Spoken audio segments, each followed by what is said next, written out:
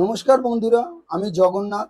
দেশে বিদেশে যে যেখান থেকে ভিডিওটি ক্লিক করে দেখছেন তাদের সবাইকে প্রীতি ও শুভেচ্ছা জানাই ক্রিয়েটিভ ইন্ডিয়া কলকাতা চ্যানেলের পক্ষ থেকে। সবাই দয়া করে ভিডিওটা সাবস্ক্রাইব করে দেবেন আর বেল আইকন নোটিফিকেশনে ক্লিক করে দেবেন, কারণ আপনারা সবার আগে যাতে ভিডিওটা দেখতে পান। আর আমি আপনাদের একটা লার্নিং কোর্স দিচ্ছি যেখানে ফ্রিতে আপনারা সিস্টেমেটিকভাবে শেয়ার মার্কেট সম্বন্ধে অনেক কিছু জানতে পারেন।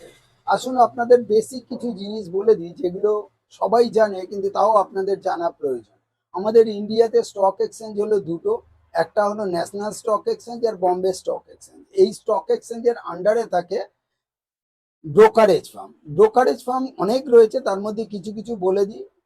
প্রথম লাইনের ব্রোকারেজ ফার্মগুলোকে Zerodha, Angel Broking, Alliance Blue, Sharekhan, Motilal Oswal ইত্যাদি ইত্যাদি আরো অনেক রয়েছে। এখন তো প্রত্যেকটা ব্যাংকই নিজেদের ব্রোকারেজ ফার্ম খুলে ফেলেছে। তার নিচে থাকে ট্রেডার। ট্রেডার বা ক্লায়েন্ট ট্রেডার থাকে তিন চার রকমের। একটা হলো ফরেন ট্রেডার, ইনস্টিটিউশনাল ট্রেডার্স আর রিটেল ট্রেডার্স। রিটেল ট্রেডার্স মানে আমরা বলতে পারেন আমাদের মতন ট্রেডার্স। এই তিন রকমের জিনিসগুলো থাকে। এবারে এদের আন্ডারে থাকে আমাদের এক্সচেঞ্জের আন্ডারে থাকে ইন্ডাইসেস। ইন্ডাইসেস মানে যেটাকে আমরা সূচক বলি। একটা হলো সেন্সেক্স আর একটা হলো নিফটি 50। সেন্সেক্সের আন্ডারে থাকে 30 বড় বড় স্টক, আর নিফটি 50-র আন্ডারে থাকে 50 বড় বড় স্টক, যাদেরকে আমরা ব্লু চিপ স্টক বলি। অর্থাৎ সেবি এদেরকে রেগুলেটেড করে। সেবি মানে security exchange board of India, যেখানে কোনো ম্যানিপুলেটেড হওয়ার কোনো চান্স নেই। তারপরেও আমি আপনাদের বলে দিই, যেহেতু সেবি রেগুলেটেড ম্যানমেড, ম্যানিপুলেটেড লিগালি হবে না এরকম কোনো কথা নয়, কিন্তু তাও না হওয়ার সম্ভাবনা 99% চান্স বেশি।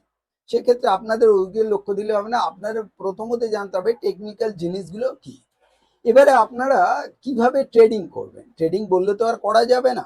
প্রথমত আপনাদের খেয়াল করতে হবে যে অনলাইন আপনাদের যত আইডি প্রুফগুলো রয়েছে ক্লিয়ার রাখতে হবে। যেমন ড্রাইভিং লাইসেন্স যার আছে আছে, ভোটার কার্ড, প্যান কার্ড, আধার কার্ড, তার সঙ্গে আধার কার্ডের সঙ্গে মোবাইল নাম্বার লিঙ্ক, ব্যাংকের লিঙ্কগুলো। কারণ আপনারা যখন একটা ডিম্যাট অ্যাকাউন্ট করতে যাবেন এইগুলো খুবভাবে প্রয়োজন। এবং প্রত্যেক কটা নামের স্পেলিং, ডেট অফ বার্থের স্পেলিং আর অ্যাড্রেসের স্পেলিংগুলো যেন ব্যাংকের সঙ্গে আধার কার্ডের বা ভোটার মোবাইল নাম্বারের এগুলো যাতে ম্যাচ হয়, তাহলে আপনার ট্রেডিং অ্যাকাউন্ট করতে ম্যাক্সিমাম 10 মিনিট লাগবে। কিন্তু সেটাকে কমপ্লিট রেগুলেটেড করতে মানে আপনি ট্রেডিং শুরু করতে পারবেন মিনিমাম 2 দিন পর।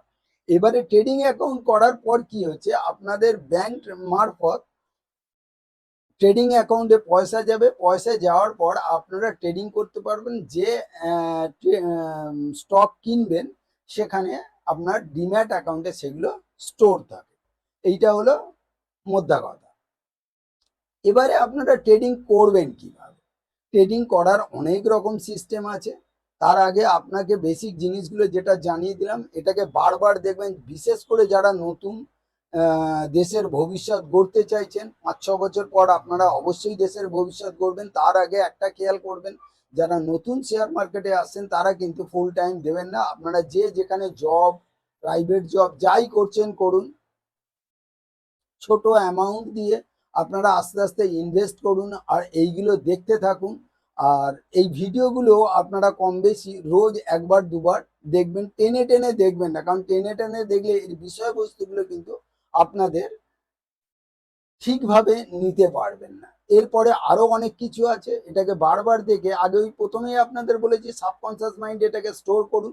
যেই সাবকনসিয়াস মাইন্ডে স্টোর হয়ে যাবে দেখবেন অটো সাজেশন হয়। আমাদের হিউম্যানিটি একটা অটো সাজেশন দেওয়ার ব্যাপার আছে, সেই অটো সাজেশনটা দিলে আর আপনাদের কোনো চিন্তা নেই।